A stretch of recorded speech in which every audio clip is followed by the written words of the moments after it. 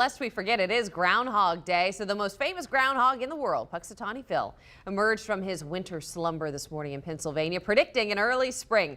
But here in our hometown, our own groundhog in Mayport, Mitch, and sailors from Naval Station Mayport took part in the polar plunge. Now, Mitch did see his shadow, but the question is, does it really matter in Florida? I mean, let's be honest, our winter is not that bad.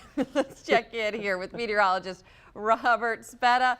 And oh man, it's always fun though to see what the answer from Punxsutawney Phil will be. Yeah, and if the whole event is just one big party for several days leading up to it. The lore behind it, by the way, if you're curious, February 2nd falls exactly halfway between the winter solstice and the spring equinox. So there is a reason why it's February 2nd. It's kind of leading into the spring months, and it goes all the way back to the Dutch with actually started with a badger back in Europe, and there's no badgers here in North America, so they went over with the groundhog. Now here on the First Coast, we have our pelicans. We have a Mayport Mitch out there as a gentleman dressed up as a groundhog today, and they jumped into the water. And by the way, they did it around 7 a.m. The temperature outside was in the 40s. I was over there. I can tell you, it was chilly, but some brave souls out there.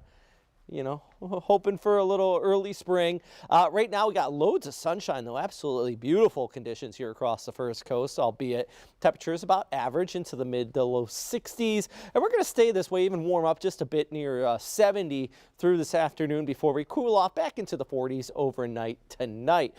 For tomorrow though, 68 for our high, sunny with a bit of a breeze building in by the afternoon heading into the evening. That's ahead of our next weather system that's coming in. If you plan on doing a little boating, do watch out, a little bit of a chop, 2 to 4 feet, but nothing too crazy.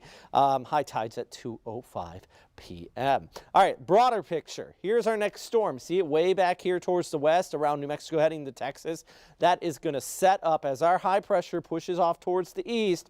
It'll pull in some moisture out of the Gulf of Mexico and really just bring widespread rainfall as we go ahead through our Sunday. Heading into Monday, we'll be on the northwestern side of this low. That means some breezy conditions Monday over toward Tuesday before things dry out by Tuesday afternoon heading into the evening. A little bit of a closer look here at our hour-by-hour futurecast. Watch this precip as it moves its way in here on Sunday, starting to work its way through the morning by about noontime. So this is about midway through the Donna Marathon here on Sunday. I do expect that precip to kind of start kicking in at 11 to 12 o'clock. Temperatures into the 60s and a bit of a breeze too, 15 to 25 miles per hour. So unfortunately, it is going to be kind of messy. Could be a little bit of relief. I mean, after 20 miles in, I guess some rain probably is not going to feel all too bad. And then remember those windy conditions through Tuesday before we clear out by midweek.